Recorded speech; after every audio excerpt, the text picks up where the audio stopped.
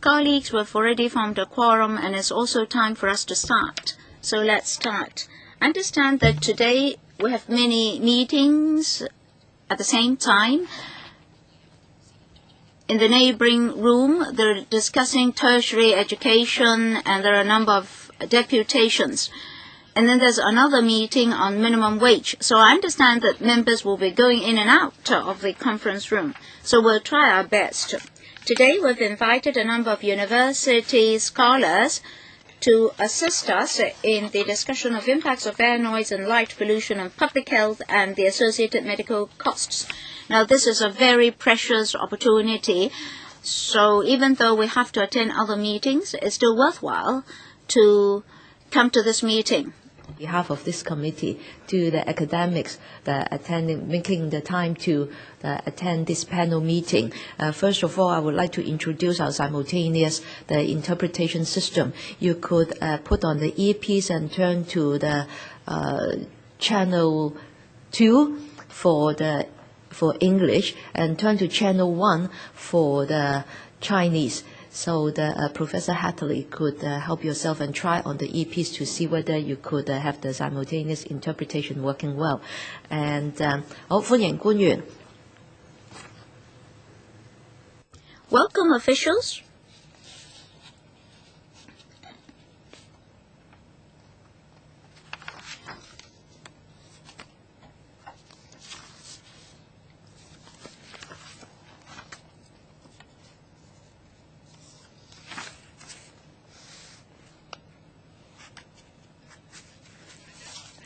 Now, since you're all seated, I'll introduce our guests and officials to members. On my left, we have from the University of Hong Kong, Dr. Lai Hakan, Research Assistant Professor from the School of Public Health, and Professor Anthony Johnson Hadley, Honorary Professor of the School of Public Health. From the Chinese University with Professor Wong Tze-wai, Research Professor of the School of Public Health and Primary Care. On my right, with Ms. Christine Lo, Undersecretary for the Environment, Mr. Tze-wai, Deputy Director of Environmental Protection, Mr. Pang Sik-wan, Principal Environmental Protection Officer, and in the second row with Mr. Morris Young, Principal Environmental Protection Officer. Mrs. Dorothy Ma, Principal Assistant Secretary for the Environment, and Dr. Albert Au, Senior Medical and Health Officer from the Department of Health. Welcome, all of you. Today, our main item on the agenda is to invite the professors to introduce to us the impacts of air noise and light pollution. So I do not want to set a very stringent speaking time because it is very precious for the professors to be able to come to introduce their materials to us. So I'll accord 15 minutes to each professor for their presentation. Then I'll invite the administration to introduce its paper to us and to respond to the professors. Then the professors can respond to the administration's paper and members' questions. Members can freely take part in this discussion. As with only a few members, it's easy to go about it. Under Secretary, Madam Chairman, I fully agree to this modus operandi. Today, we do not want to spend too much time on the topic. We don't have many papers today. Our paper is very short. We've also read the professor's papers. Of course, you know that official documents are not the same as documents from the private sector. But if you read their contents, they are the same. And we're very good friends with the professors here.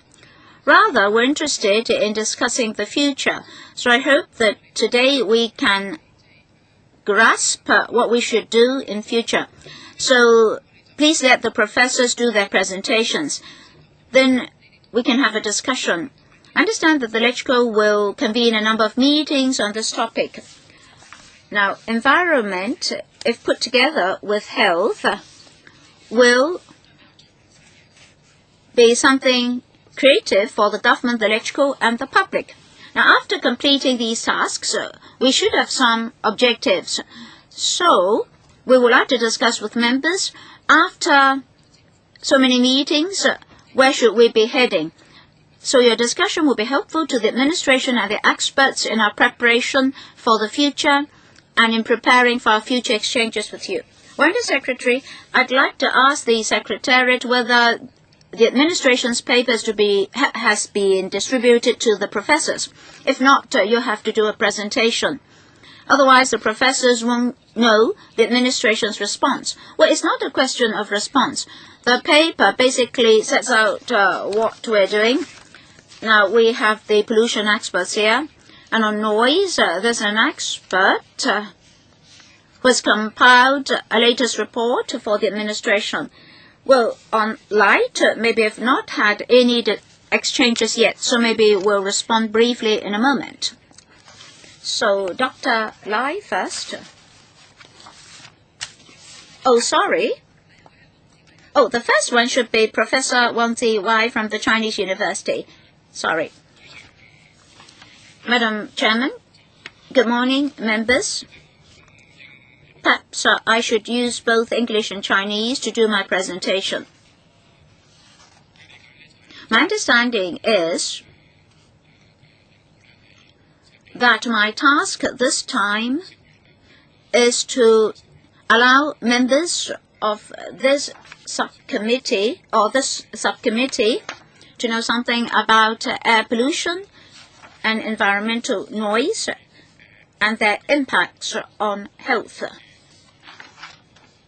So what I'm going to say will be easy to understand. So please don't mind if you find the materials too easy for you. Now, first of all, for air pollutants, in Hong Kong we always say that there are major air pollutants, and we call them criteria air pollutants. We have statutory criteria for these air pollutants. Basically, there are 4 types of them: particulates and 3 gases. Particulates, abbreviated PM, and then the 3 gases: oxides of nitrogen, oxides of sulfur, and ozone. To put it briefly, oxides of nitrogen may be very complicated. Oxides of sulfur may also be very complicated. They're represented by NOs and SOs. Particulates may be very fine, so fine that we can't see them in the air. They are floating in the air, so we call them the particulates, and we measure the particulates by their diameters, whether it's less than 10 millimeters or 2.5 millimeters. For those under 10 millimeters, they're roughly like a piece of bacteria under the microscope. Ozone is a secondary pollutant. As for the generation of ozone,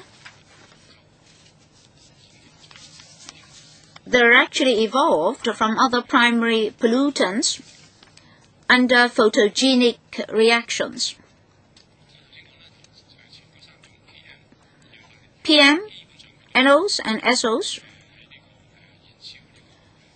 are basically produced by the burning of fossil fuel. Some PMs are formed by NOs and SOs by chemical reactions. Well, ozone is rather special.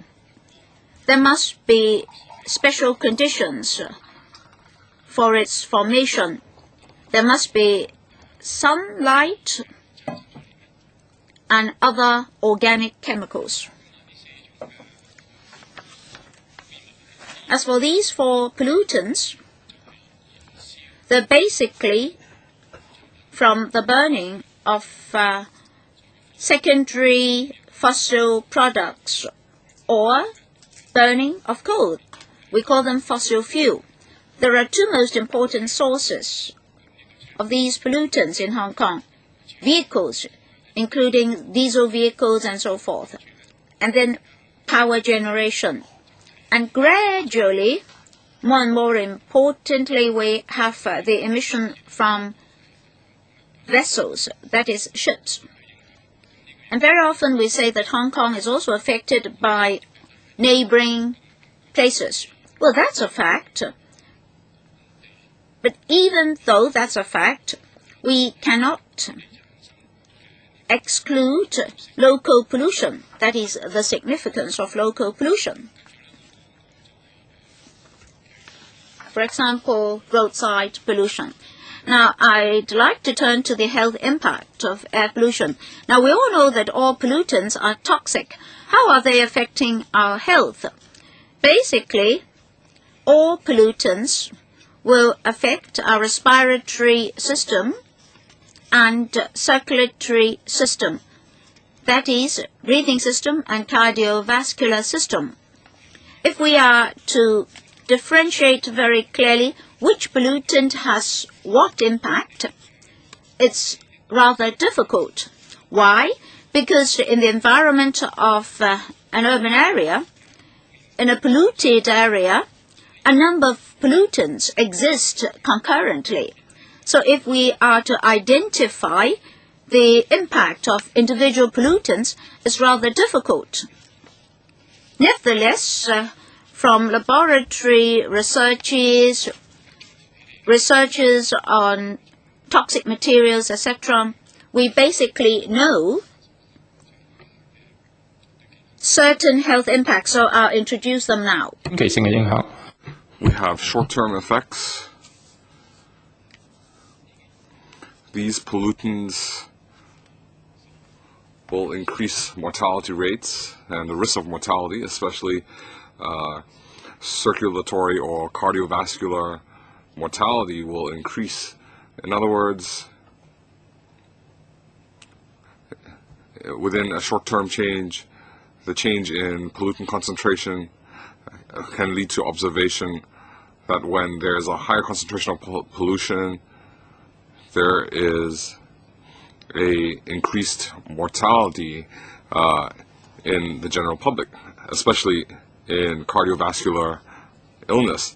So besides mortality, we are aware that the elderly or those with chronic disease are affected. There's also another large group where there is pollution and it would lead to serious illness that leads to hospitalization.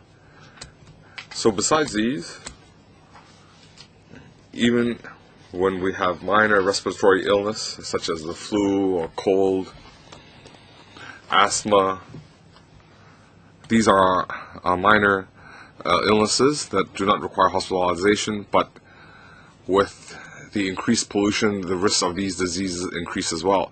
Now, this is found in overseas literature, and locally, Hong Kong U, CU have also done a lot of studies to support these findings, these conclusions. Now, in the long term, air pollution, that is exposure to high concentration of pollution in the long term, what impact does that have on public health? First of all, we don't have long-term studies in this area in Hong Kong. There are many reasons. One important reason being these long-term studies require a long-term follow-up, and for example, in the 2005 WHO air pollution index standards, they had taken reference from American studies, and these studies indicate that long-term exposure to air pollution increases risks of death from heart and lung disease and lung cancer. I mentioned short-term previously. Is the risk the same for long-term? No. In the long term, the risk is multiplied by a few times, up to 10 times.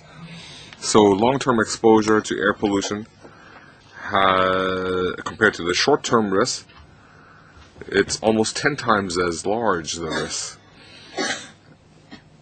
We also have U.S. studies.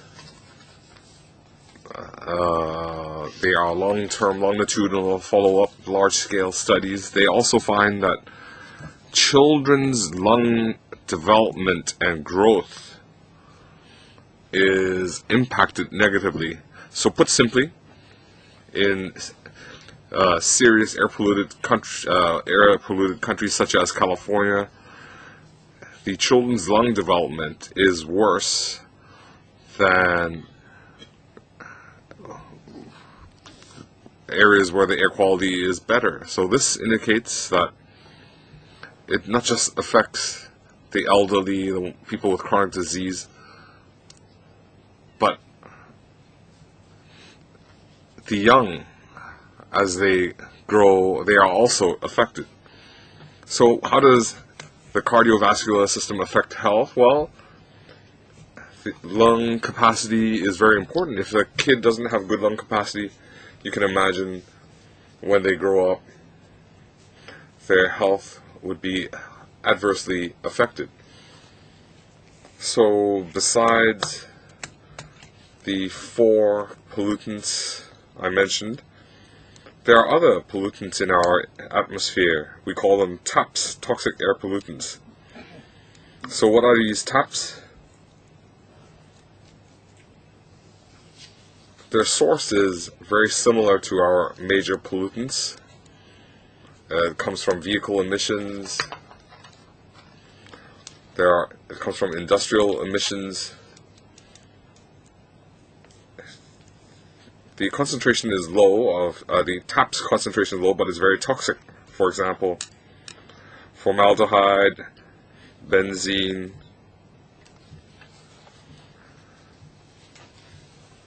toluene, xylene. These are related to vehicle emissions or industrial emissions. The EPD is keeping track of these TAPs.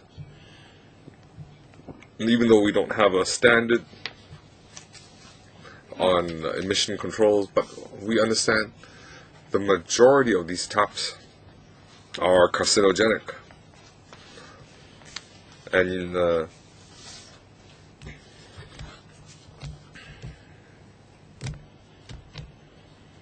if we improve our air quality, if we reduce emissions, then TAPs concentrations will also decrease.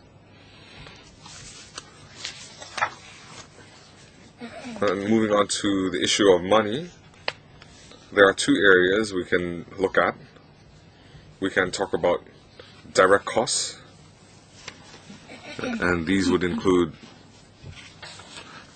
medical costs, cost of life, that is, because of air pollution, if we have increased mortality, and if it leads to death, that you can attach a monetary value to it. So, in economic terms, we can monetize these costs, and loss of life years, loss of life, medical costs such as hospital beds, medical expenditure, and so on. All these can be monetized. So besides the direct costs, there are also indirect costs, and these are even larger. What we mean by indirect costs are loss of productivity, absenteeism from work, loss of working hours, pain and suffering, from illnesses arising from pollution. All these can also be monetized. So basically, when we calculate the cost of pollution, it's quite easy to tabulate these costs. We can get direct costs very easily. Indirect costs can also be calculated through surveys. Hong Kong U colleagues have done quite a few of these studies. So through these studies, we can tabulate indirect costs. Basically, generally, we find when we do air pollution control, the cost is smaller than the benefit. So when you undertake controls and measures, you improve the air quality.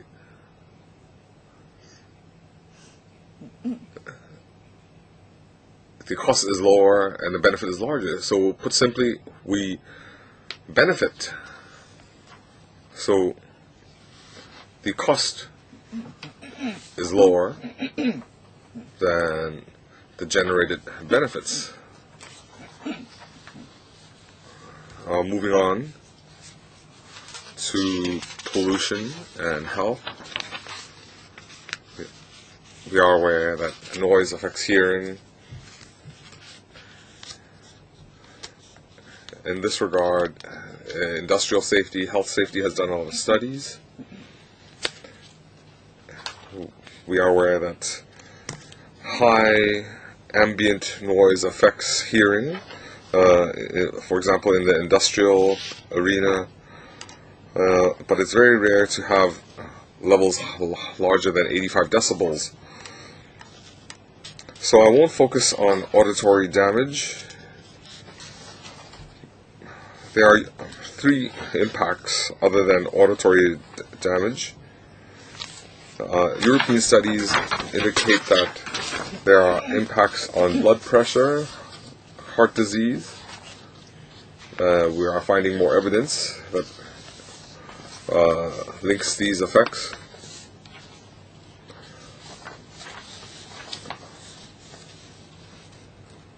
But we do have a lot of confounding factors linking blood pressure, heart disease, and noise, one of them being air pollution.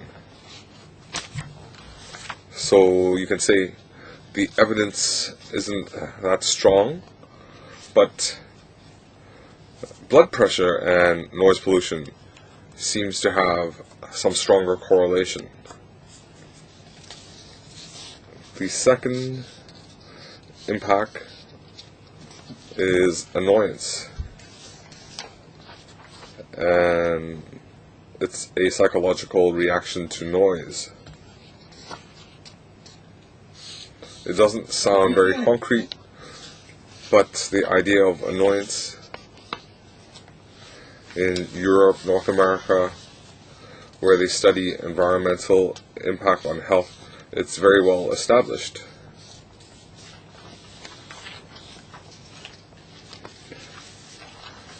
And usually, when we look at traffic noise,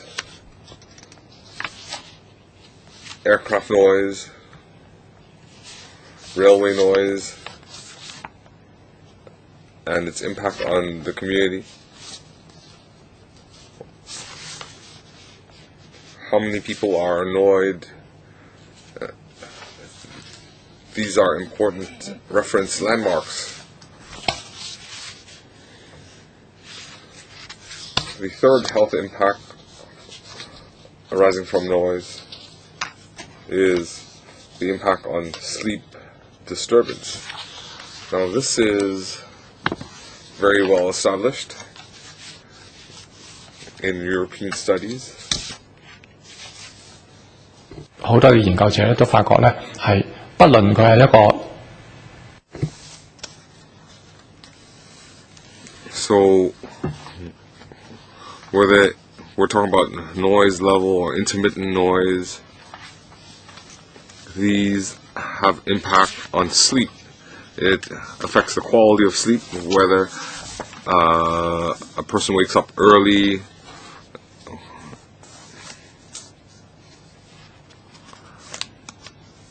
so in European studies, we find that 55 decibels is sufficient to disturb sleep.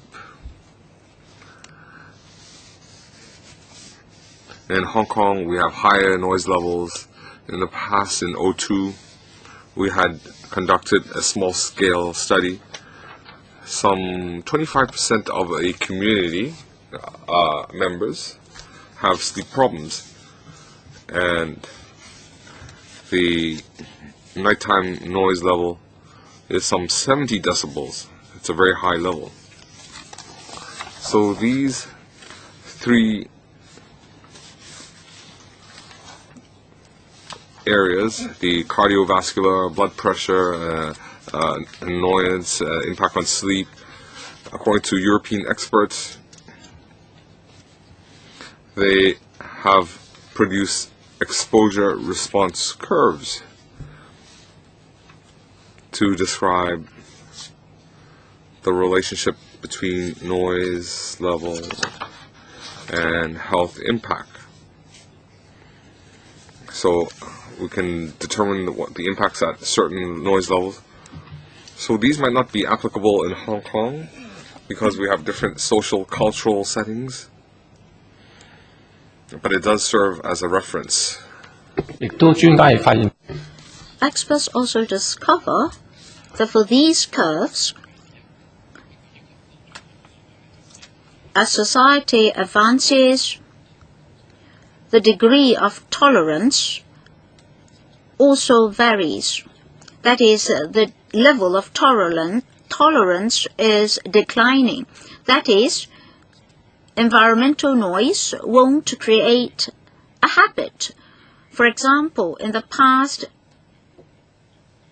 decade, people's tolerance for noise has been declining. And then there are other health impacts. In many jurisdictions,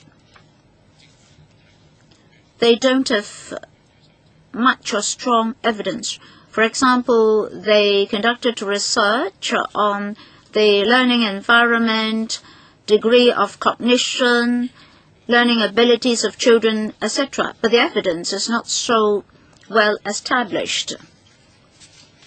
So this final slide shows you a summary table.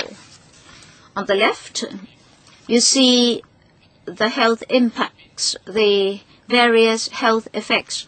On the right, you see a few columns that indicate the strength of evidence, very strong or very weak. So that's my conclusion. Thank you very much. Thank you, Professor Wong. Next, we have Dr. Lai or Professor Headley. Yes, Professor Headley, please.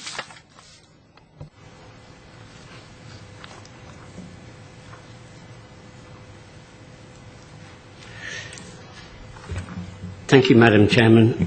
Good morning, honourable members. Thank you very much for inviting us today. I suggest we start here and recognise for us at the outset that the 21st century will witness a massive increase in the size and density of urban populations. By 2050, it is estimated that 70% of the world's population will live in cities. The World Health Organization regards the growth of these metropolitan areas as a major determinant of population health. And in Hong Kong, we should at least be able to anticipate this challenge. Of course, the effects of urban development may be both positive and negative, but there are very significant challenges to the sustainability of health in the city. The management of urban environments to underpin health protection must include the prevention of a wide range of preventable problems, such as infectious diseases, non-communicable diseases. Here we're talking about problems in the lung, the heart, the blood vessels, and other organs, and of course violence, trauma, and road traffic incidents.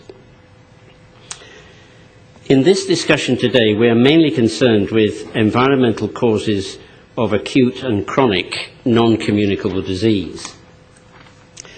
But we should also include early child health, early development, from the time of conception through to birth and development to adolescence.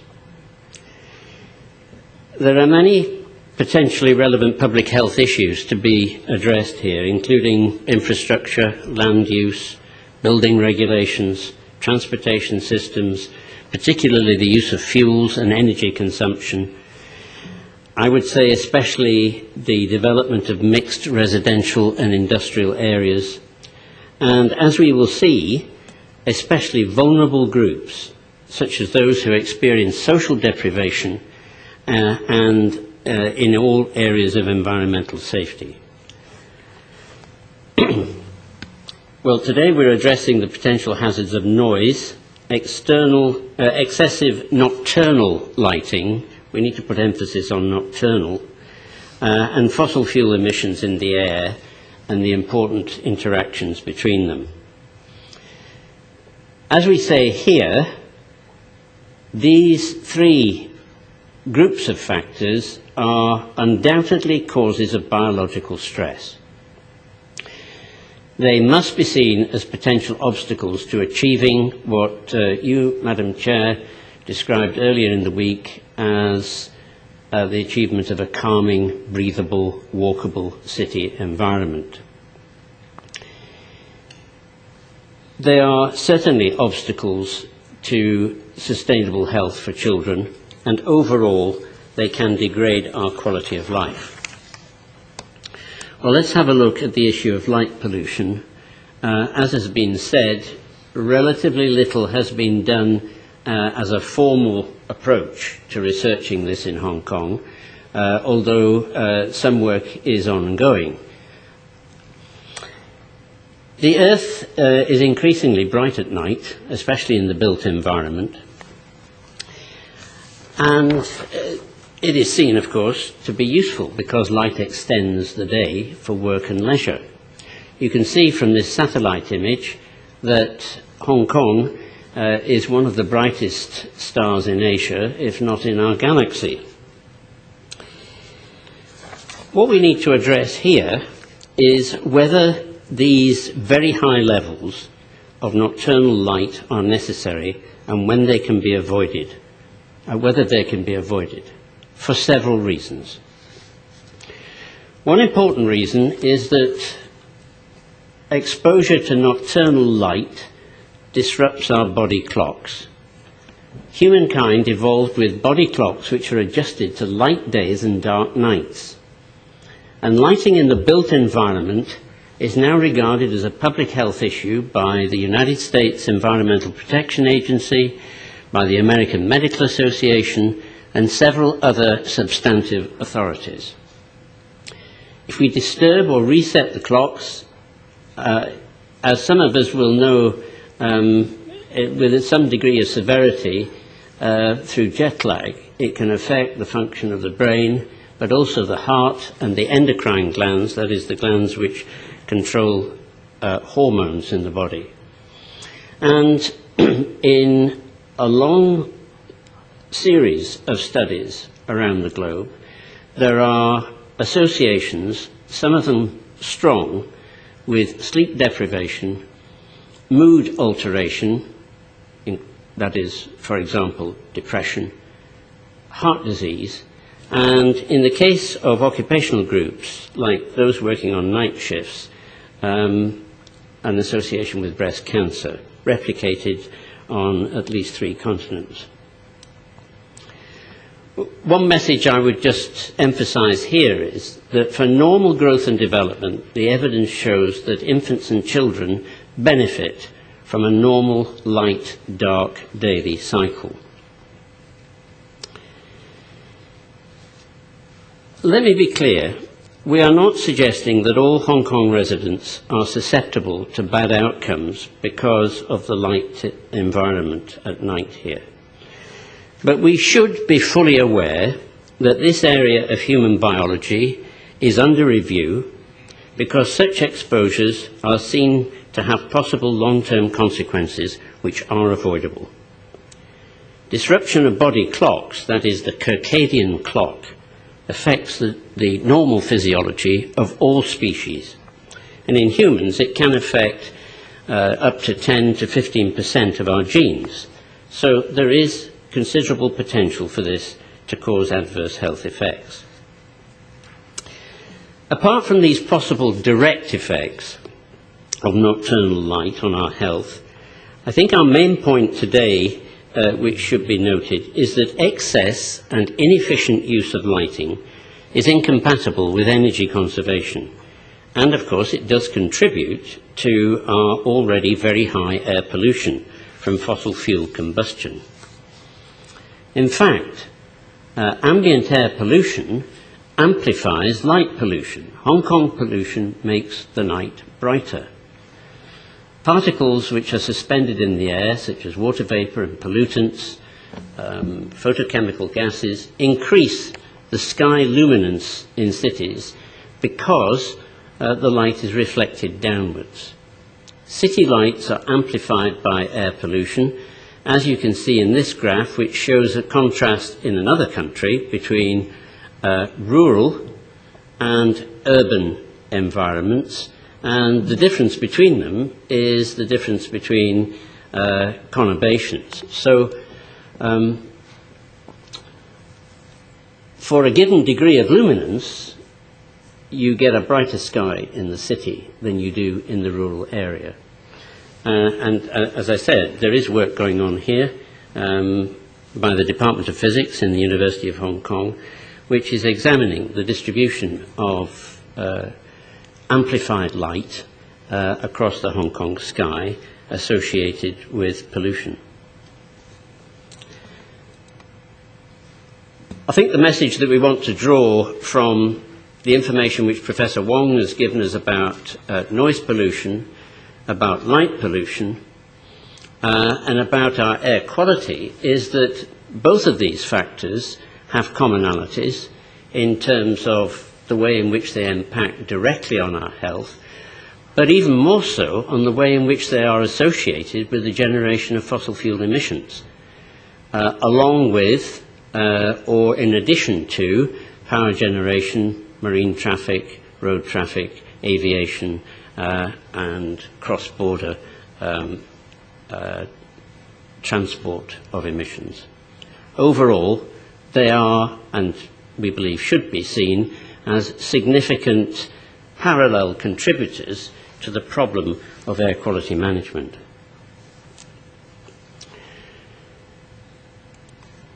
We have met in this chamber many times over many years to discuss the issue of air quality. And at this point, to be brief, we simply want to ask what is new in the air pollution and health evidence base. Professor Wong has given a pretty comprehensive resume of the impact of those criteria pollutants on health. But I would like to draw your attention to, for example, the chronic effects of ambient air pollution on children's lung function. This is a new study from the Chinese university. Our mathematical statistical analyses, which we think convincingly show that Hong Kong's new air quality objectives are far too lax to protect our health to the level which we urgently need. This is the finding of theoretical models and practical, empirical, observational studies. It is also the conclusion, I note, of the Hong Kong Audit Commission. Whatever else may work through intervention, it will not be the present lax limits of the air quality objectives. And I think we see that as a major obstacle to regulation and enforcement. Thirdly, a new report on marine emissions from shipping in inshore waters, which are a major cause of morbidity and mortality because of the emissions which include sulfur dioxide and other materials such as transition metals, particularly nickel. They directly cause increases in hospital admissions and daily deaths.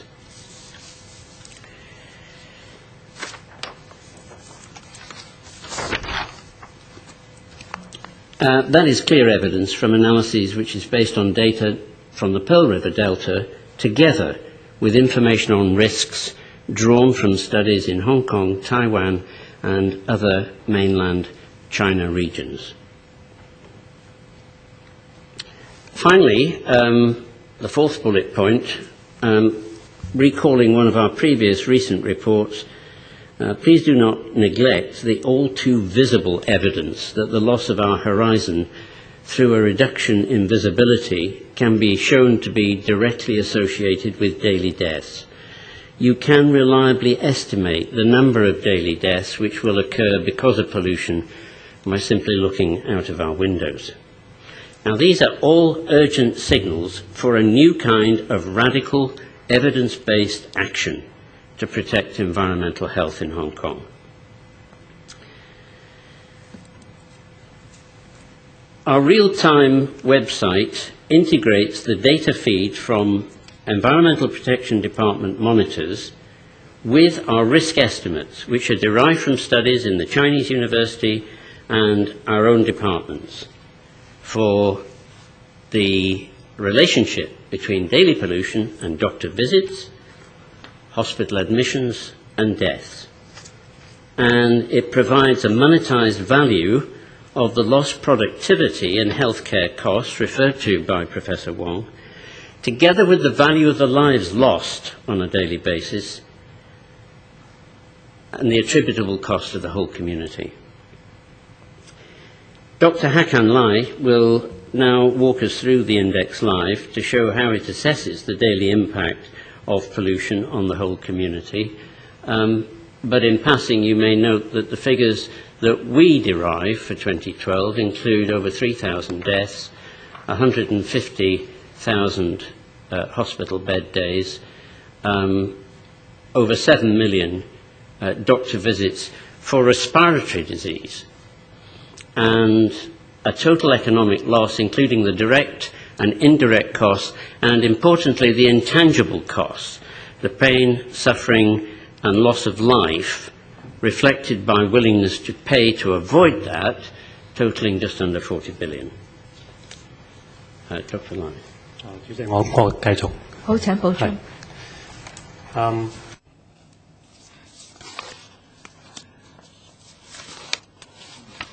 Thank you, Professor Headley.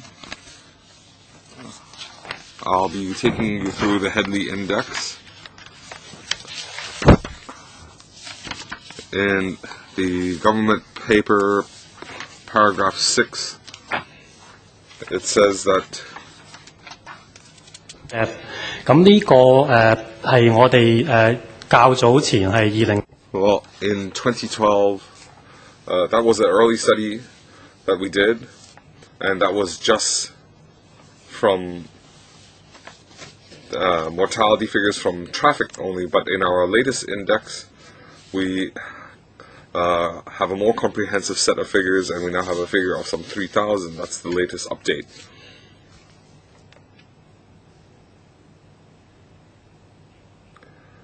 So this is the Headley Index.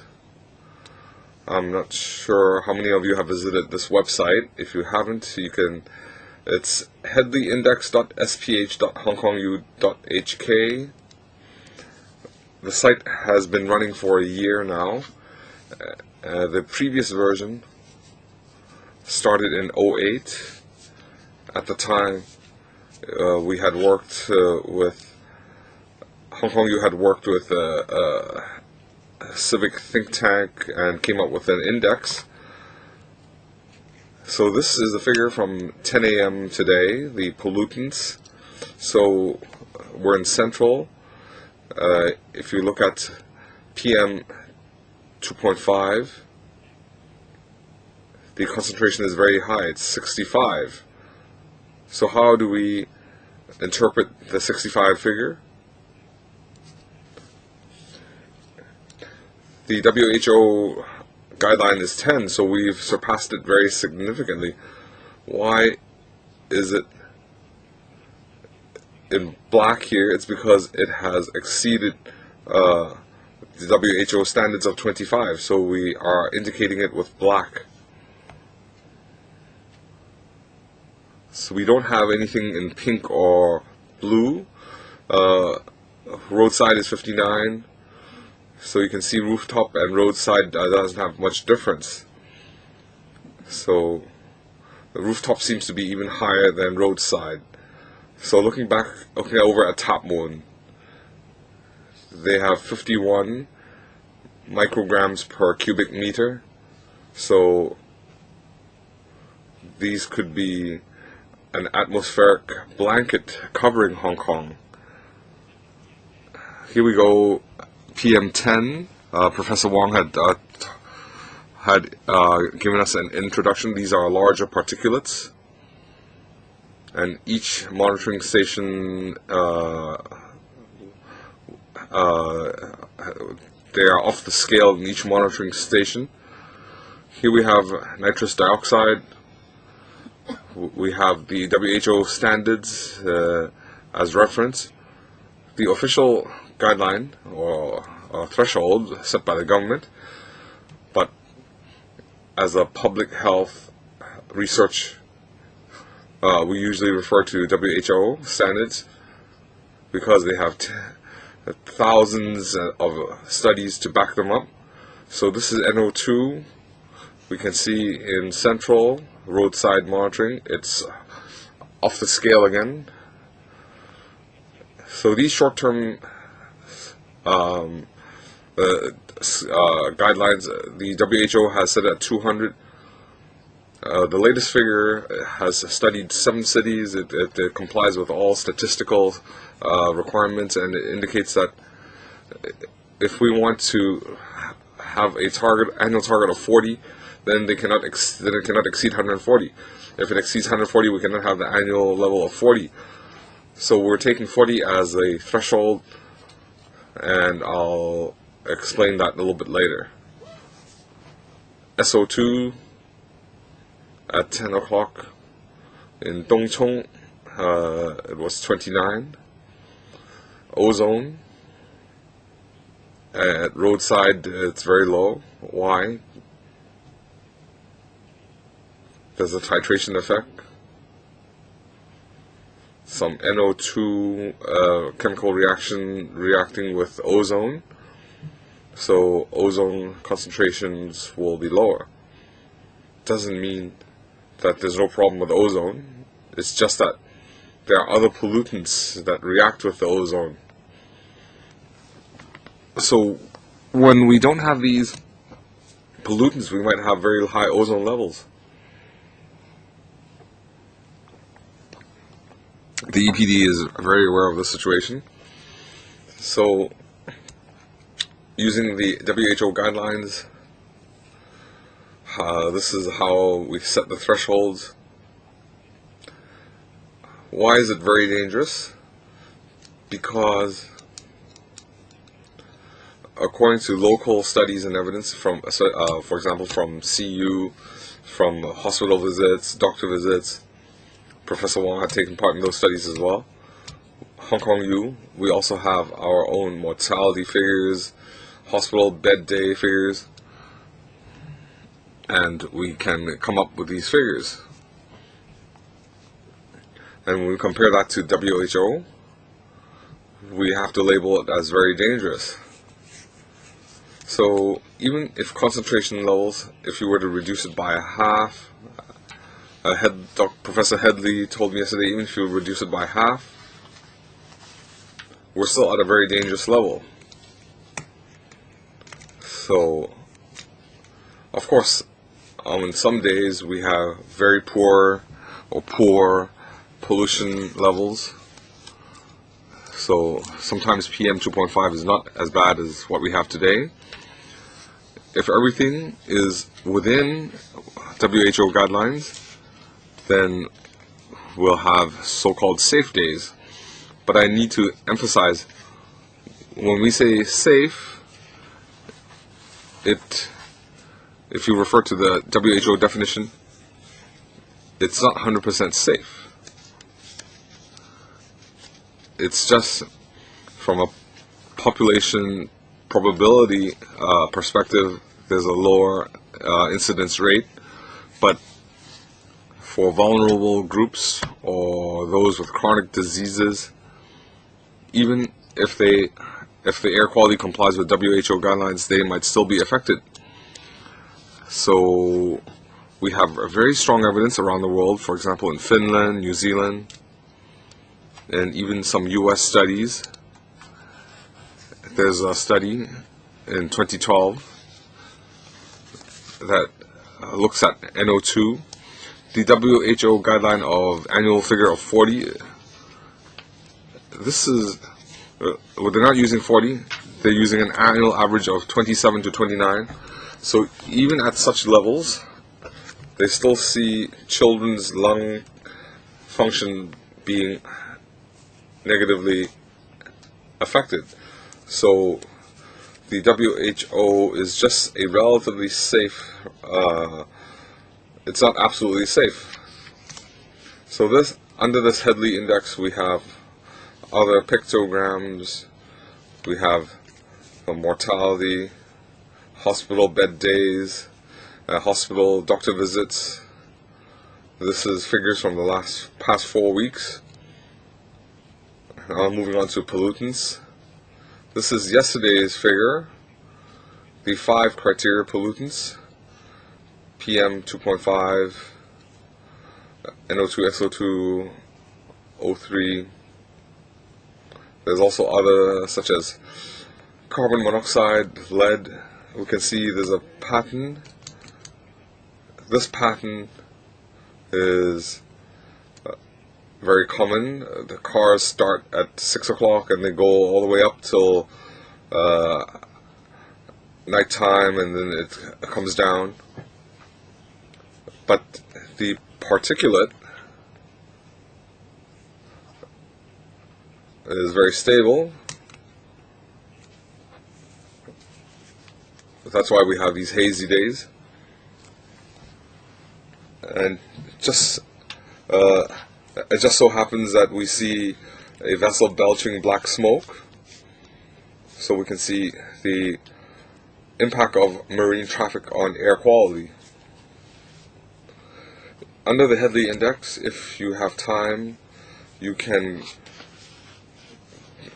use a multitude of tools available there. For example, in PM 2.5, starting from the beginning of the year, we can see the red line, that's the WHO annual guideline. This is the line 25, that's the short-term guideline. There was only 1 hour where we had reached that level, short-term level, and all other times it was way off the scale. We see levels of 95, and these are just the urban rooftop monitoring station readings. We also have the NO2 figures starting from the beginning of the year. The WHO standard is 200. In the 10 days, we have a lot of days exceeding this threshold. So there are 3, 4, 5, 6, 7 days that is above the WHO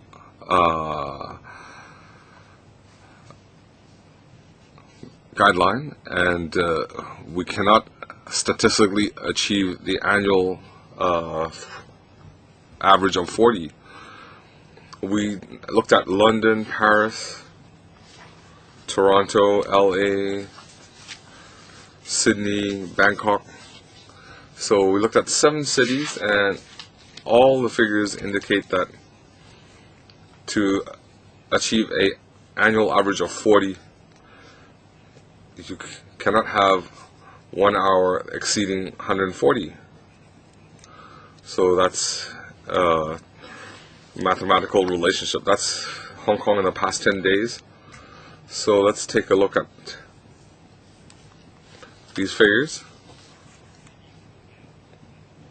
We have pollutants, and we can calculate the health risks, the economic loss, and so on.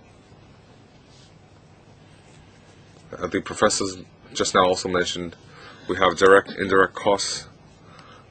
We also have intangible loss.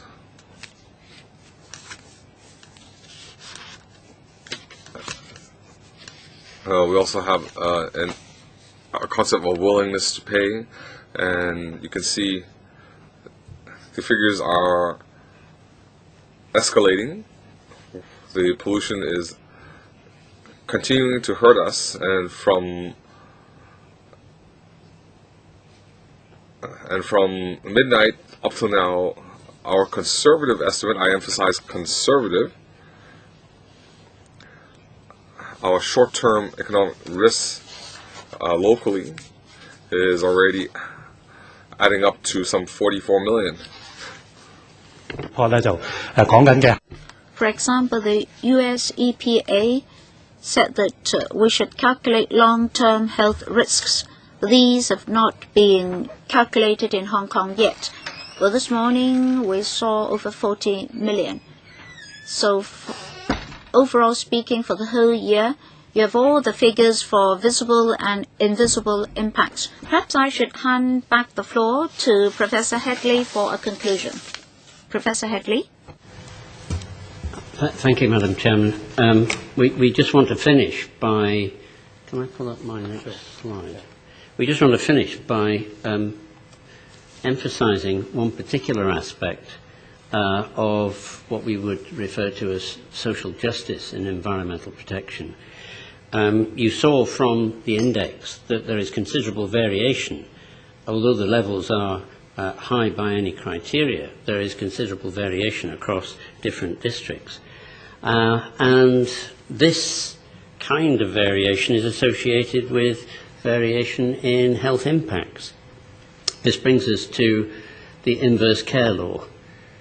The inverse care law holds that those with greatest needs are least protected by medical and health services and their environment.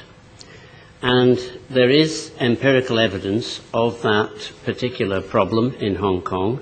Very quickly, here is an assessment of social deprivation, for example, in terms of unemployment, low income, lower education attainment, and so on, across the SAR. And this has been related to the mortality risk associated with individual pollutants. Here is one example. The mortality curve for low, middle, and high social deprivation is linear, going upwards for respiratory and cardiovascular problems, that is, deaths registered due to these conditions, and all non-accidental causes, that is, natural causes of death.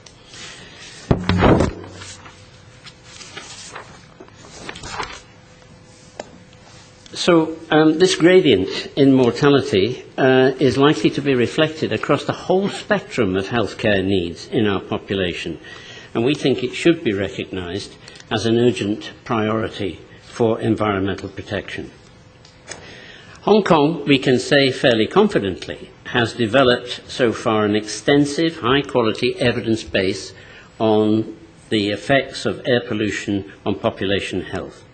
There remain some important gaps here, and again we think they should be filled as a matter of urgency. I would like to emphasise on that point maternal and child health, including the impact of pollution on pregnant mothers. Pregnant mothers and their infants suffer from ambient pollution. For example, it causes intrauterine growth retardation. You get lower birth weight babies. Birth weights of babies is a very strong predictor of their early and later life.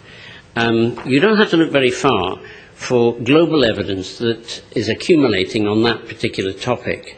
For example, here's an issue of EHP, Environmental Health Perspectives. It is probably the very best quality journal on the planet in this area of science. It is full of reports from different jurisdictions on the impact of air pollution on pregnancy and pregnancy outcomes. At levels of pollutant exposure which are lower by orders of magnitude than those being experienced by the people in Hong Kong, and even below the current limits of some of the WHO criteria pollutants. That's not a surprise. We have all said this morning there is no apparent threshold, a point reflected in the department's own paper. So we would like to emphasise that point. As a prelude to pathways to prevention, we need to recognise the external costs, for example, damage to child health. We particularly need to recognise the benefits of intervention. The US EPA has estimated consistently over a long period of time that every US dollar invested generates $4. Pollution reduction generates revenue. Second, we should commit to taking a precautionary approach. Environmental protection in this area is so important. We should not be adopting a defensive approach to inadequate measures, especially given the primacy of providing protection for child health. The precautionary principle states that, in spite of uncertainties, those most vulnerable should be protected when the evidence points to the fact that there is a high probability they will be harmed from exposures. Third, we should achieve an ethical balance between health needs and other vested interests. And currently, we're quite a long way from doing that in Hong Kong. Finally, can we get the science into policy? We may disagree about some aspects of it, but we should have a more engaged debate. And above all, Hong Kong needs to develop a 21st century system of accountability for environmental management, which is based on a public health approach. And finally, what should we do next in that public health approach? Well, we're agreed that if it's possible, we should pool our scarce resources in planned collaborations, for example, between academics, the administration, between government and NGOs.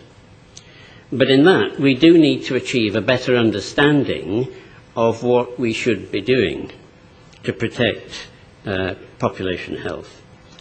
Secondly, can we invest in policy-relevant applied research? Those scarce resources definitely need to be boosted. We can't go on trying to make bricks without straw. Thirdly, we should agree on an agenda of priorities. There are many things that we could and should do. There are some things we must do.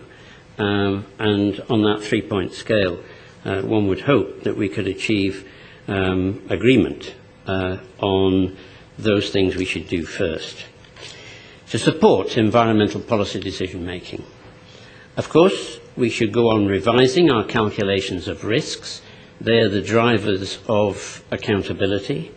We need to evaluate new interventions, particularly with emphasis on the overall community benefits they generate. And we can monetize those benefits. Above all, Madam Chairman, we need to move forward urgently on several fronts, and I would say most of all to protect child health in Hong Kong. Thank you. Thank you all professors for the wonderful presentations. 咁就請副局長做一個回應。Thank you, Professor Hadley. I now call upon the Undersecretary to respond, and then I'll open the floor to members with just a brief response. First of all, I have to declare interest. In 2008 and 2011, I participated in the formation and updating of the Hadley Index. Well, perhaps I should make that as a starting point. Recently, together with two tertiary institutions, including the three scholars present at this meeting, we looked into health impacts. We studied how air pollution is related to public health in Hong Kong.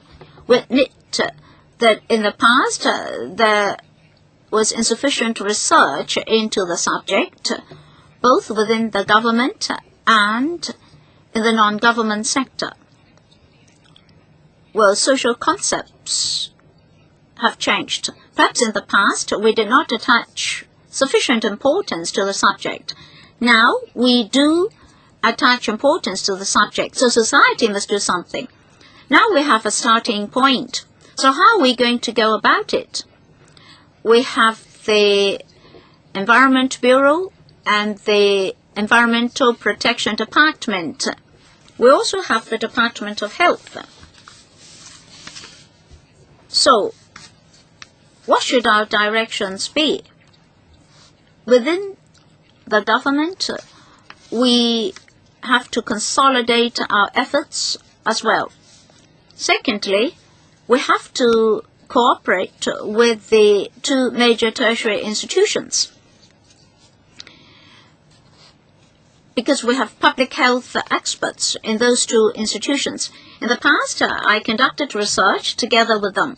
So I understand that the two tertiary institutions would like to do a lot of things, and the government would also like to do a lot of things. However, government's capacity and their capacity are limited. So we must have some common understanding. That is, we should agree on the priorities. Now, this is something to do with pooling resources and apply research results to policies. Now, in terms of air pollution, we've tried to do something. A few days ago, I gave a homework to the two tertiary institutions and allowed them time to discuss. They have had discussion for quite some time. Well, we must do policy-relevant research when it comes to collaboration between the government and the tertiary institutions. I understand that in the past they had done some research, so I will see what can be done in this year to help me formulate my policies. Thirdly, in the long run, we should identify sufficient resources in Hong Kong for continuous research in this regard. So at present, that's our goal. Well, perhaps I should let members ask questions first. For light pollution and noise pollution, we discuss them less frequently, but we discussed a lot air pollution. In the past decade or so, society has accumulated certain experience in that regard. That should be helpful in the formulation of government policies. But the concern must spread from LegCo members to society at large, because the modes of operation as well as concepts of people may have to change. Well, vehicular emission, vessel emission, etc. can be controlled in Hong Kong. You all know that we are going to do a lot of things, but we need time to explain clearly to you government policies on roadside emission and vessel emission. Well, assuming that we get all the funding from you, what are we going to do? I believe in the end, roadside pollution can be hugely improved. As for the atmosphere, it's a bit more difficult because we share the same atmosphere with, say, the PRD. But overall speaking, we would like to help improve public health of Hong Kong. Well, very quickly, I'll furnish you with a piece of information. Funding, research, funding, etc., for the tertiary institutions, will they be decided by the RGC, the Environment Bureau, or the Education Bureau? Well, I'm not in a position to answer that question yet, because we've not come to that stage yet. But for the two major tertiary institutions, they have the experts. They can advise us as to what we can do in this stage. Now, we need to know what we should do in the short, medium, and long term. Sometimes we may have to engage some other parties. Well, I have omitted one piece of information. Starting last year, we tried to identify experts from the WHO. And recently, we've passed some Hong Kong information to those experts. We would like to keep in close liaison with them. We don't rule out the possibility of inviting them to Hong Kong in future. So, can we have some long-term creative studies with them? Well, we're still in the preparation stage, so sorry, I'm not in a position to give you all the details yet. Now, if we agree to the short-term, medium-term, and long-term tasks, where should we get the funding? Well, with support from the Policy Bureau, it will be easier. Well, for WHO, I hope that you won't ask Dr. Margaret Chan to come back.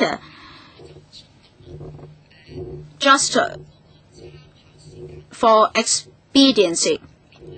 Well, Dr. Dennis Kwok, well, I'll try to be more lenient in terms of speaking time because I would like to have a better discussion atmosphere.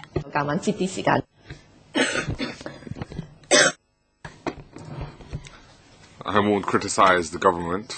Professor Wong, Professor Lai, Professor Headley. Like compared to when you left Hong Kong 3 years ago, is it progressively getting worse? Professor Hadley. What I would say is that in terms of individual susceptibility and public health relevance, there's insufficient improvement. I mean, there are some indicators, and I want to be fair about that. There are some indicators that we have made an impact. I think for example, I would point to the mean levels of sulfur dioxide, but they're still too high, and it's the violations of any limit which is the problem. Because of the very clear empirical evidence that we cannot achieve those WHO minimal safe limits if we allow exceedances. So that would be true for all. So SO2 has gone down. What do you think as a result of? I think, let me ask Hakan to... Yeah, for particularly, I think EPD also very well know about this, going down a bit. But for roadside nitrogen dioxide level, which we mentioned about the health effects impacting and damaging the child lung functions, and with also a reference indicating on average it should be at around 26 to 29. That this nitrogen dioxide in the roadside level is keep increasing in Hong Kong based on the 3 roadside monitors.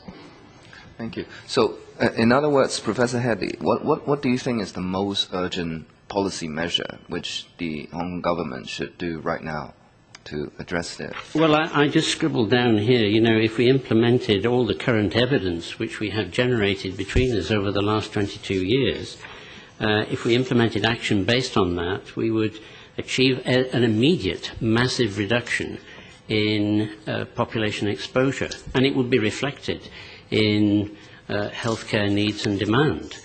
I can't help but go back to July the 1st, 1990, that salient event when the Environmental Protection Department navigated LegCo and got the fuel restriction on sulfur.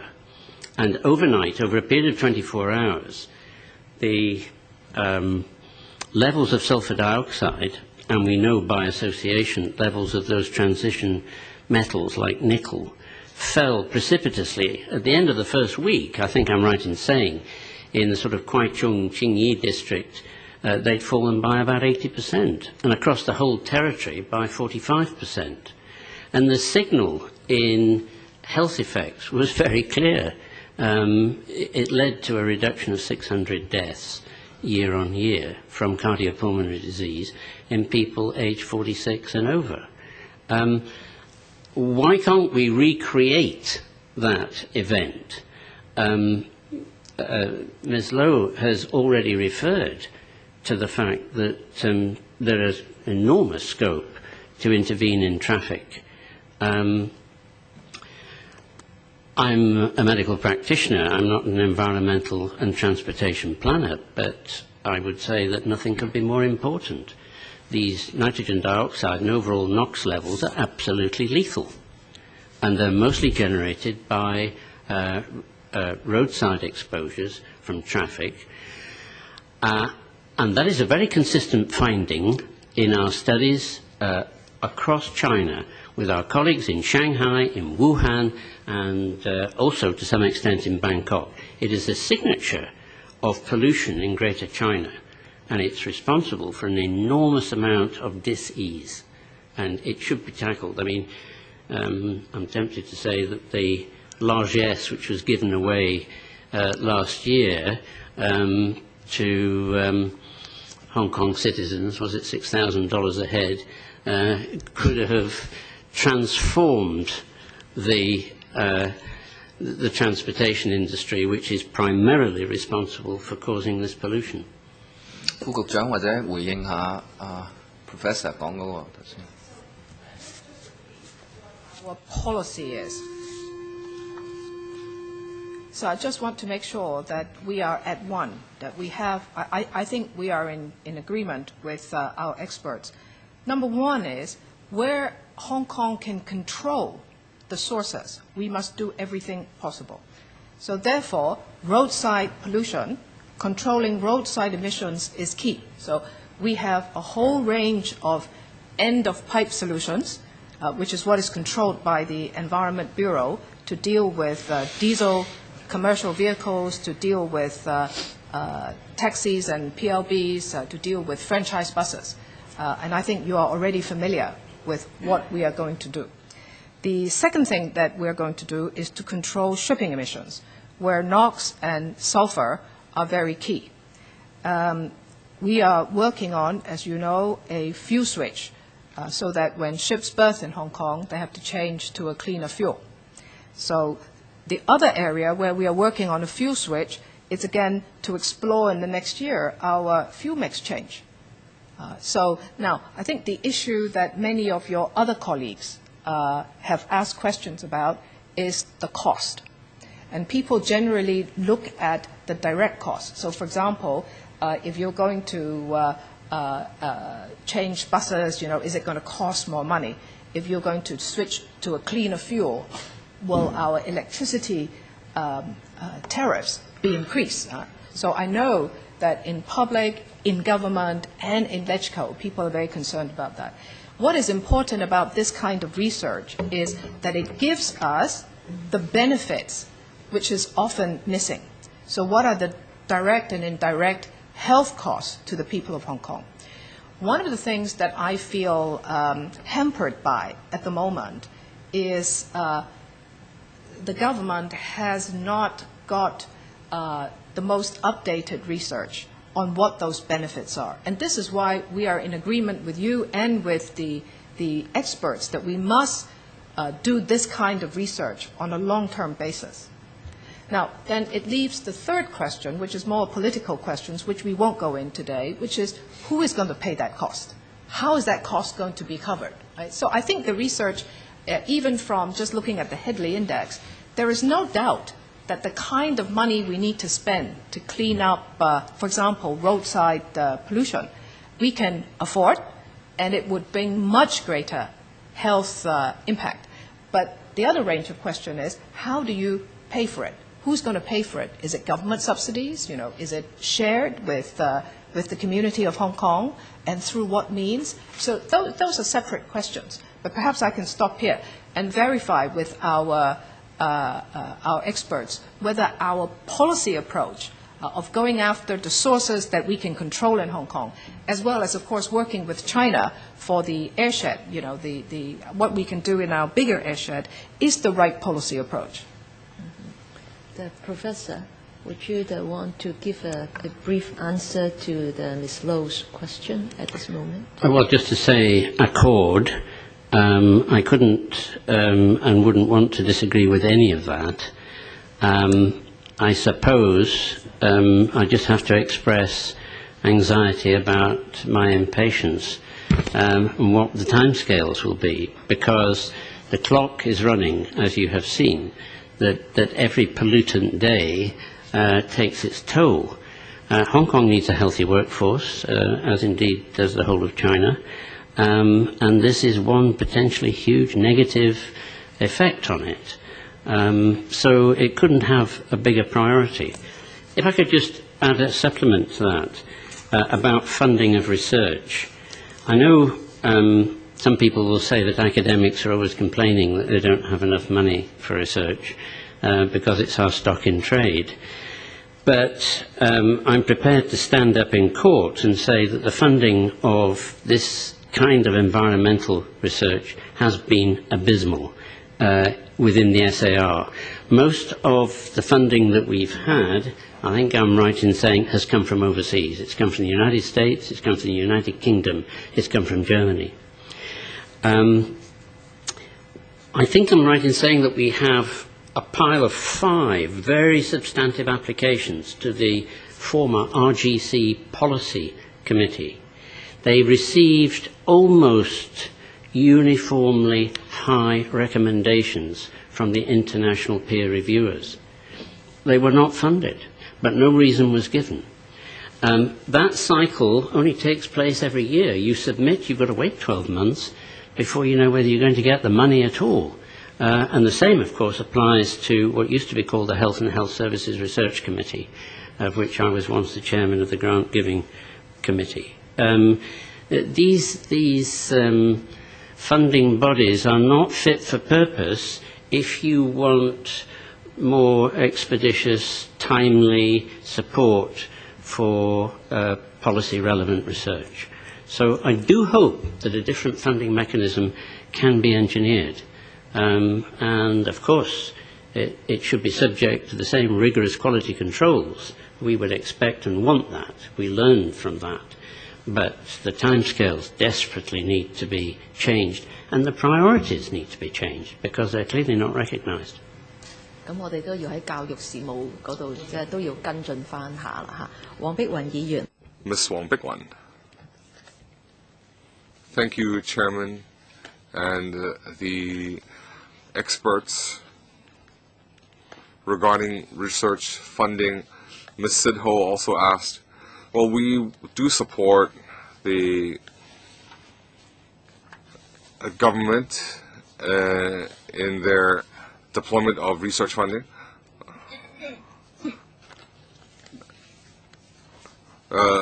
RGC will not be responsible for the funding deployment. I hope that EPD and the Central Policy Unit can communicate.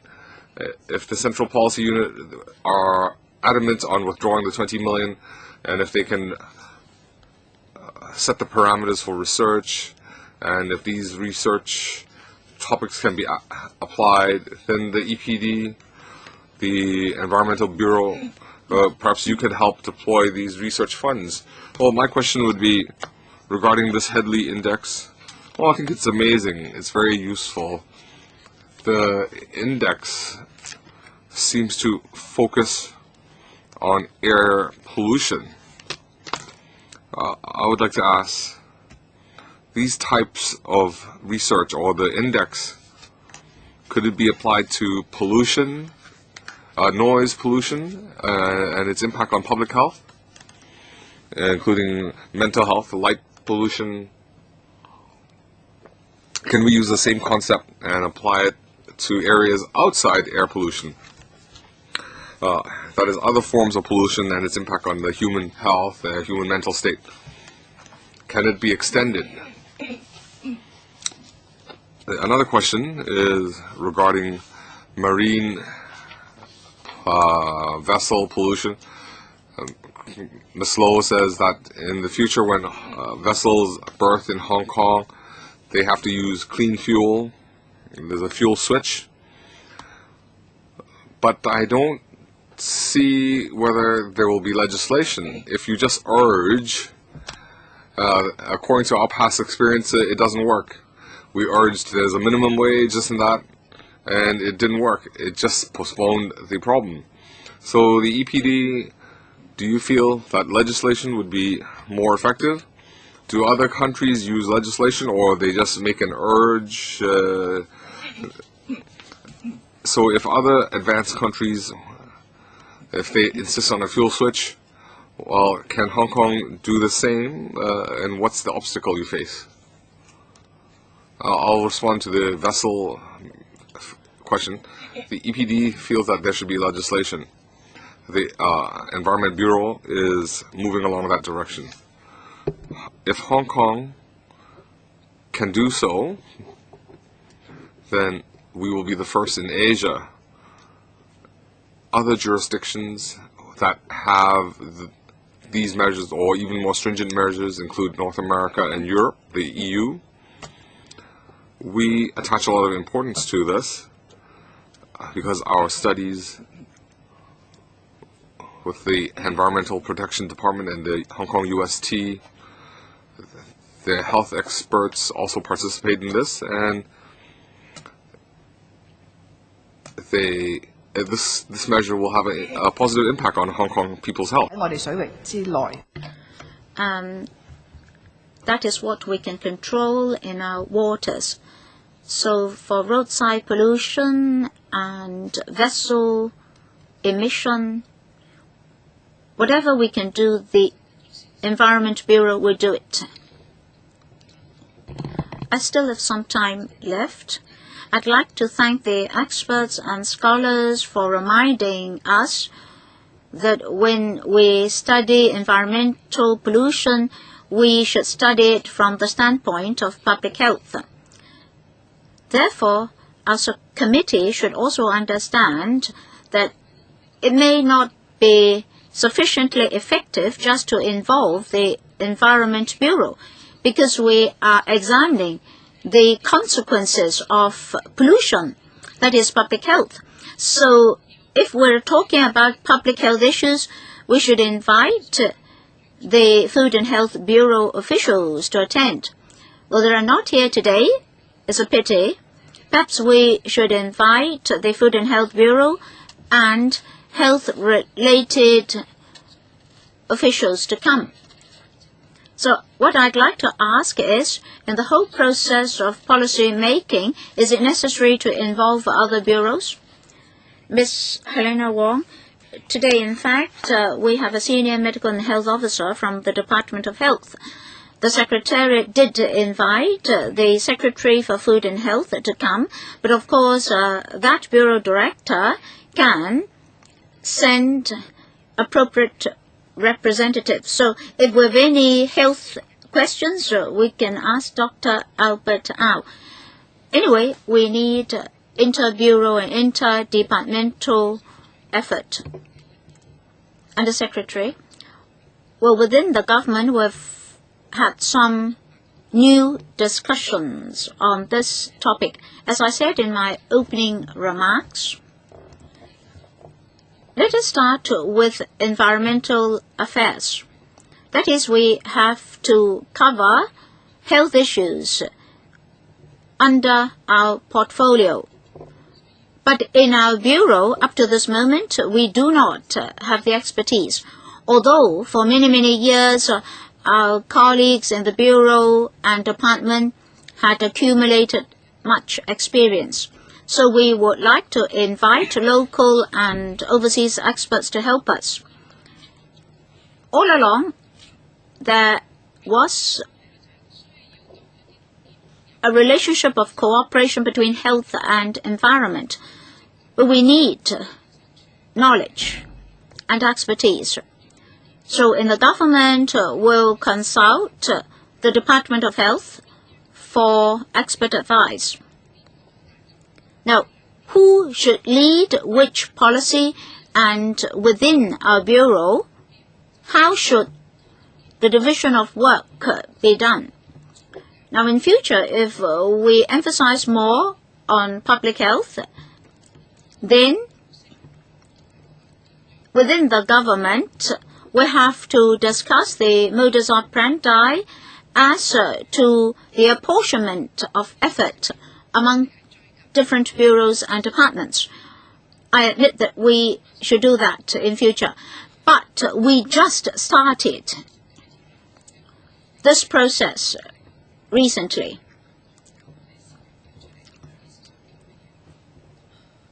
And you have a timetable for discussion. So along that timeline, we'll have to come again to report to you. But we would like to draw some preliminary conclusions as well. At present, we're consulting the WHO. So we would like to have input from parties outside the government. Now, we have to make sure that within the government we have sufficient experts to hold exchanges with experts outside. So please give us some time for consolidation. Well, I asked whether the Hadley Index can also be applied to light pollution and noise pollution. Well, I think this is a question for the expert. My answer has to be speculative to some extent, but I think we would agree that there's absolutely no reason in principle why that could not happen. If we can identify and measure hazards and their spatial distribution, say across tertiary planning units, for which we have social and economic demographic variables, data, which we think is of good quality, frankly, then there's absolutely no reason why we cannot model that in a system which is a Hadley Index lookalike. Yes. So in principle, it is applied. It can be applicable to the research on sound and noise pollution. 或者我做個補充先啦。 Perhaps I should add that locally, as Professor Wong said, Hong Kong has already got some research results on noise pollution. As for light pollution, the Department of Physics of the University of Hong Kong also took some local measurements. The question is, at the moment, we only had a one-off study. For the Hadley Index, one of the most important components is that we have a long-term, stable measuring station to give us stable and reliable data. So in future, perhaps we should technically study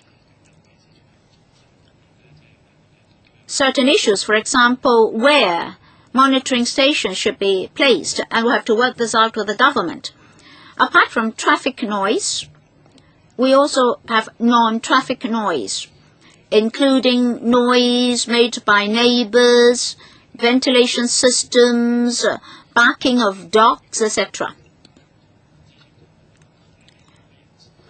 So, annoyance and nuisance mentioned by Professor Wong have to be studied as well. And physiological impact is difficult to measure to a certain extent. In overseas jurisdictions, they have published questionnaires as well as statistics, which may be helpful to us.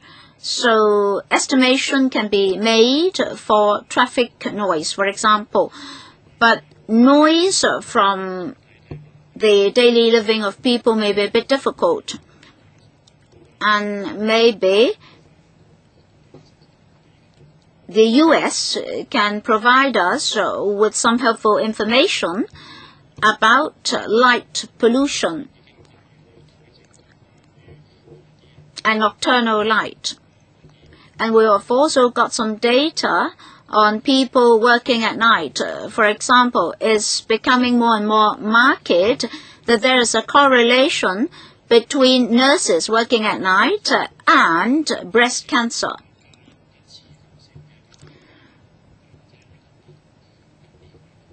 But one-off calculation and study won't be enough. In fact, we've also asked Professor Ng Yan-yong of Chinese University to advise us. He researched into light pollution. Unfortunately, he's unable to come today. Perhaps in future, we can ask him to come and do a presentation so as to give members more information as a foundation.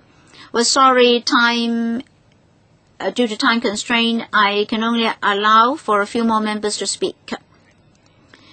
Madam Chairman, I'm pleased to hear so much from the experts as well as the response from the Environment Bureau. In fact, paragraph 4 of the paper makes it very clear that the most important thing is assumption. Well, this estimation of $1.7 billion each year is mentioned in paragraph 6, but the professors mentioned $40 billion. So why is there such a huge discrepancy? Well, I can see that both result from the research studies of Hong Kong U. Anyway, growth from $1.7 billion to $40 billion is rather appalling. Can I ask our colleagues in the Department of Health whether or not they have any concrete observations for our reference? Dr. Au? I'd like to thank the Honourable Member for his question. As Dr. Lai explained just now, there are two sets of data collected at different times. For the 2002 study is mainly to study air pollution resulting from traffic and transport. So direct and indirect costs were produced in relation to public health and treatment. The Headley study is rather more comprehensive. Apart from traffic, it also studied all sources of pollution. So there is this discrepancy in figures. Perhaps Dr. Lai can supplement in a moment. We can see that for cardiovascular diseases, as Professor Wong pointed out, respiratory diseases and cardiovascular diseases are relatively closely related to air pollution. Other diseases may be caused by complicated factors, but when we look at the fatality rate and hospitalization rate, we observed that they had been maintained at quite a stable level. But we admit that to a certain extent, those were the results of air pollution. From our standpoint, as the three professors said just now, with many air pollutants that do not have a threshold. So in Hong Kong, in our community, basically and theoretically, the level of air pollutants, all air pollutants should be as low as possible, because any type of pollution will lead to social costs. Sorry, maybe the Department of Health has misunderstood my question. I, of course, want to know the assumptions. I'm inclined to think that the basic assumptions of the studies are the same. The reply of the Department of Health indicates that the administration has not been enhancing its concern about air pollution or pollution being a major source of a number of diseases. No matter what, both papers are talking about direct and indirect costs. So even if you're talking about a difference of 10 years, the difference between $1.7 billion and $40 billion is really huge. The Department of Health seems to be telling us that that's a normal phenomenon, but I won't accept that. Secondly, perhaps we should invite the professors to elaborate on these academic studies. Well, when we do academic comparisons, we should be comparing like to like. Paragraph 4 of the paper says that we should make some assumptions about Hong Kong. Undersecretary first? Well, maybe Mr. Pang, you should supplement first. Well, let me supplement by saying this. Well, the two figures seem to be very different.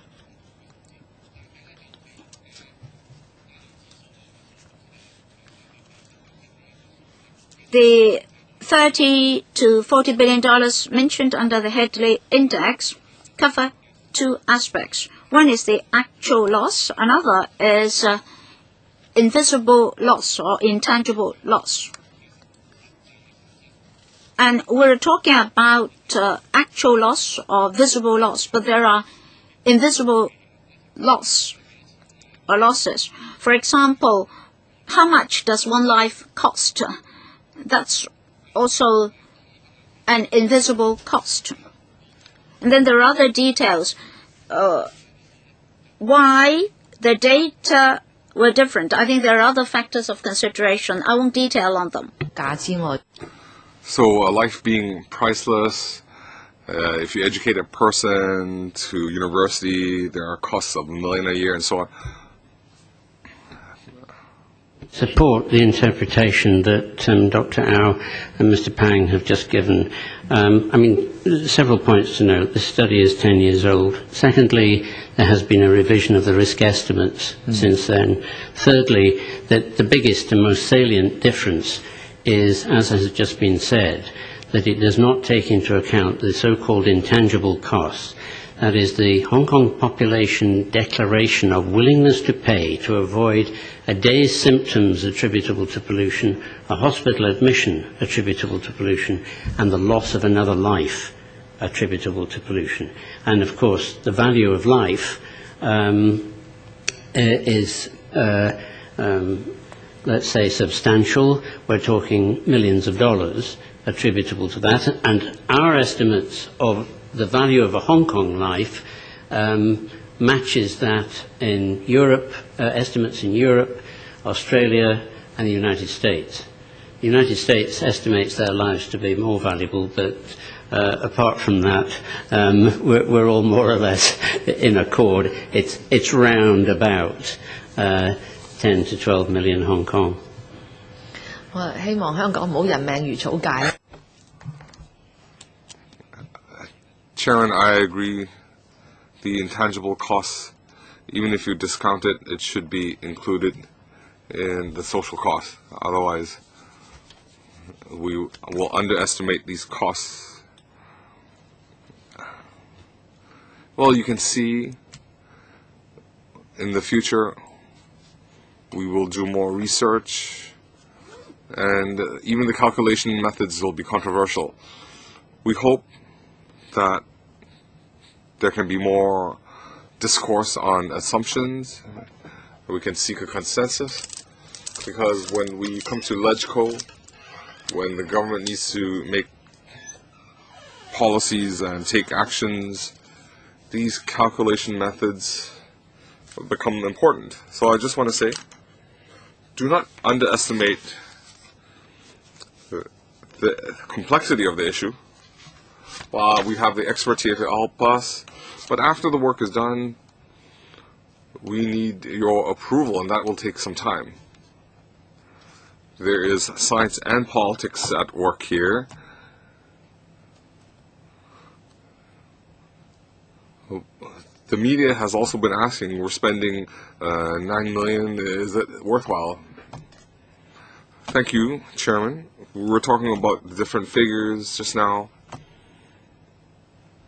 The public won't understand how much they are being asked to pay for their health. So do we have sufficient research to demonstrate to the public that whether it is light, noise, or air pollution, how much damage is being done to us? Well, looking at the figures just now, we have to thank Hong Kong U for providing all this information, but the data seems to focus on medical costs. But aside from this, there are other economic losses, and the government should include that and tell the public. What I mean is, besides medical and health loss, health costs, there's also commercial loss, because the business and professional sectors over the last few years, they've been telling me that because of air quality problems in Hong Kong, a lot of multinationals that had regional headquarters in Hong Kong, because of air pollution, they had relocated out of Hong Kong. So that brings about large economic loss and a lot of loss of job opportunities. So when we invite multinationals to invest in Hong Kong or to recruit in Hong Kong, we face similar problems. When the companies come to Hong Kong, because of air quality, they are reluctant to resettle their families in Hong Kong. So we see how many tens of billions or billions, it doesn't reflect our loss. Ms. Lowe mentioned, yes, if we are to solve the pollution problem, it'll take money. But when we spend money, a lot of people will feel the government shouldn't spend this money. There should be other uses. It should help alleviate poverty, and people will neglect their health benefits. So if we are to give the Hong Kong public an opportunity to study, to analyze how the public purse should be spent, there's no way they can do so. There are no figures. There isn't a full picture. So when we try to tackle the problem, we run into a lot of obstacles. So I hope that the administration can provide us with some figures on what kind of loss and problem are we facing. Just now, I welcome the administration saying they will tackle vehicle, vessel emissions, but when all that is done, it will take time, and we might be talking about years. But today's public are facing serious air quality issues. It affects their health. So I hope, besides tackling vehicle and vessel emissions, there should be other innovative measures or administrative measures to help them. For example, having low carbon emission areas, can that immediately reduce emission to help because then they don't have to wait for the fleet of vessels and vehicles to be upgraded. I totally agree with God Pui Fan. After a discussion, we really need other bureaus to help to participate. We have an economic blueprint, the housing development, transport network. If you want Hong Kong to be low carbon, do we start with urban? Do we start with building design, urban design, traffic management? Well, that is the next step, because in the Environment Bureau we have an end-of-pipe solution, and when that is done, the professors also say that the black spots will be reduced. We can, but it's still not sufficient. You have another one with a lot of black rings, the black circles.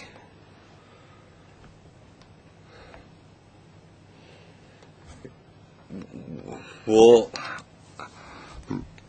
reduce these black spots, but it's not sufficient.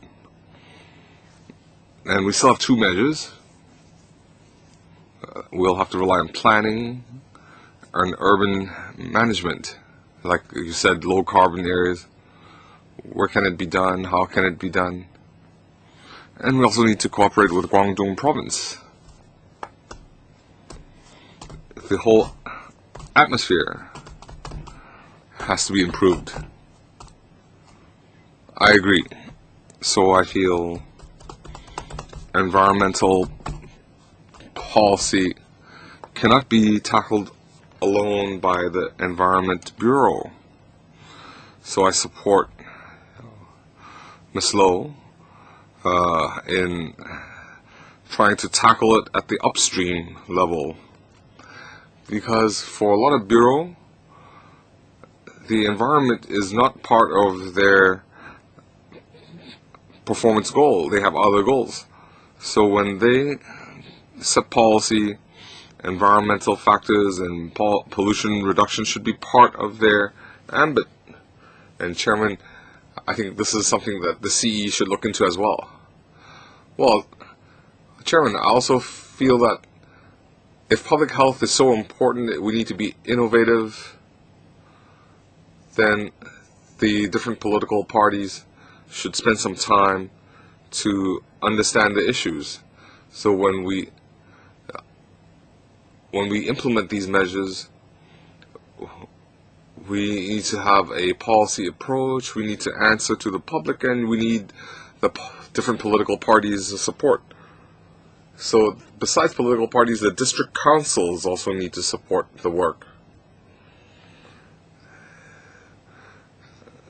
When we try to manage traffic at the district level, the district council views are quite hard to manage.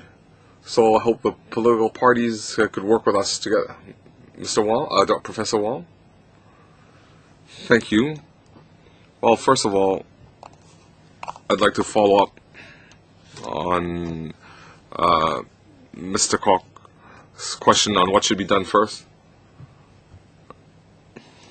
I have a profound experience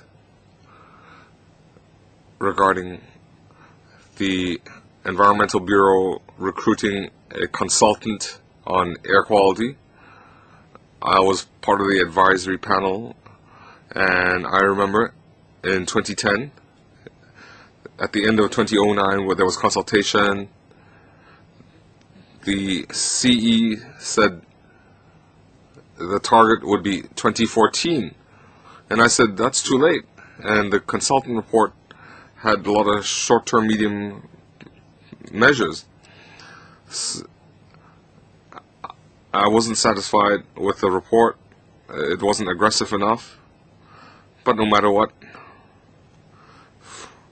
the report has a target date for next year before they start, before the measures can be implemented. Well, what can be done first? A lot of work has to be done, but for some reason it's postponed. That's one point. Second, the issue on research, the RGC, I can tell you, I've been doing 30 years of research. One RGC I haven't been able to get one funding application from RGC on in the environment. The Chinese U, Hong Kong U, we have high quality research. Why can't we get this funding? Because the RGC focuses on basic research, not applied research. Just now, Ms. Low talked about applied research to solve problems, but the RGC does not look upon these very favorably. But this is what we need in Hong Kong, so I hope whatever. I'm not sure how the government is going to deploy the fund. The policy has money. The last government under York Chow did a lot of research on smoking.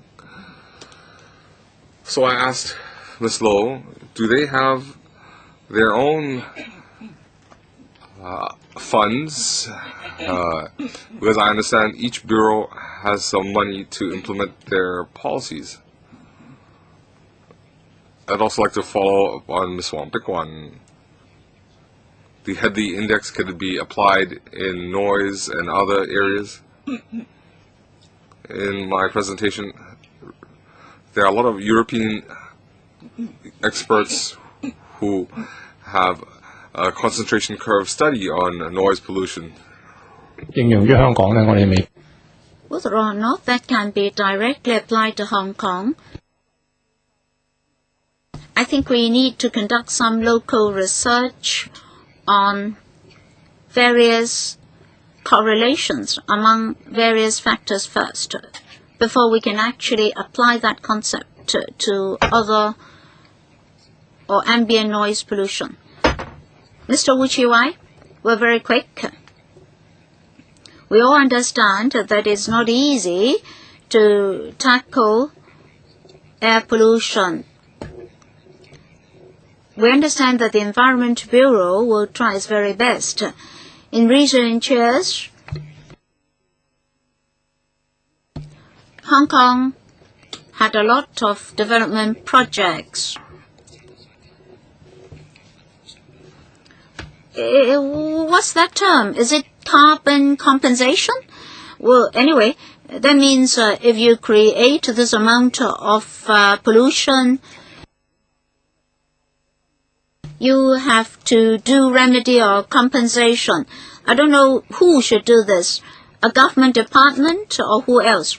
That means a developer cannot just construct buildings and cause pollution or pollutants without any remedy or compensation. So in particular, the Environment Bureau should adopt certain measures to address that. Secondly, very soon next week, we'll have the policy address and then the budget. Should we have some expectation in terms of air pollution? Under Secretary, well, this is city secret or state secret? Yes, it's not easy to tackle air pollution, but we know what to do. We must not forget that in many jurisdictions, they face similar challenges. Since they have been able to tackle their problems, I always believe that Hong Kong can also tackle the problem. Now, for funding, the Environment Bureau or other government departments may say that, oh, you always want to tighten the AQOs. Once the AQOs are tightened, there's nothing we can do. Very soon, we'll introduce a bill into LegCo in relation to the tightening of the AQOs. Well, that's controversial. What should happen after tightening the AQOs? There's consensus in the administration. But after some time, the AQOs may be further tightened. As for EIA, Chairman, I can see from your timetable that you would like to discuss EIA as well.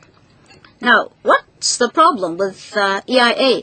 Our system is different from that elsewhere. Our EIA is totally related to AQOs. So people will ask, what can I build and what can't I build? Now, when you discuss EIA and public health, maybe you should accord us an opportunity to explain to you where the problem lies. So within the government and among the general public, there must be discussions. On the 29th of January at 4:30 p.m., we'll have our next meeting and we'll proceed to discuss the legislation on noise and light pollution. I believe we cannot finish 3 aspects in just one meeting. Perhaps we need 3 meetings. So I'd like members to go through the laws in advance. They should also examine the administrative measures so as to identify the areas for improvement. And it's better for members to submit written questions to the administration. You can express your aspirations or the challenges that you have identified. So it's the 29th of January at 4:30 p.m. As for resource allocation, etc., we may need 2 to 3 more meetings. So today, I'd like to thank all of you for attending this meeting. In particular, I'd like to thank the 3 professors for providing us with very concrete knowledge. Mr. Tze-wai, well, Madam Chairman, if we need 2 to 3 more meetings to discuss different types of pollution, can we fix the items for discussion for the 29th of January? Perhaps we can discuss air pollution. Then our discussion will be more focused. Would you want to set priorities? Noise, light, air? What do you want? Well, it seems that air pollution is most imminent because AQOs are coming, and that's most related to EIA. Perhaps we should start with air pollution. Any other comments? I have another view. Last week, the LegCo discussed concrete measures for signboards. Just now, Mr. Wu mentioned interdepartmental and inter-bureau collaboration, and that is related to light pollution. Should we start with the light pollution then? Well, members of different views on priority. I think after this meeting, I'll ask a few more members. So either air or light, all right? I'll consult some more members first before making a decision. We have to inform the administration as well so that it can prepare information for us. And the Secretary, for light, we also have a timetable. We are preparing a report. Internally, we've had some discussions. The report is very rich in content because we've involved non-government people. Some of them are known to you. I believe you very much want to listen to their experience. For example, where is light pollution from? What are the concrete problems, etc.? I think those are also your questions. So let them complete the report first. Maybe in May they can come and explain everything to you. That will enhance efficiency. As for air, we're most experienced in this, so probably we can tell you more. Gary Fan? Well, then I withdraw my suggestion and follow Mr. Tze-wai's suggestion. That is to discuss air pollution first. Another meeting will be on the 8th of February at 10:45 a.m. It's the 28th day of the 12th month of the lunar year. Any problem with that? No problem with me? No problem? All right, thank you very much. So we'll have a meeting on that day.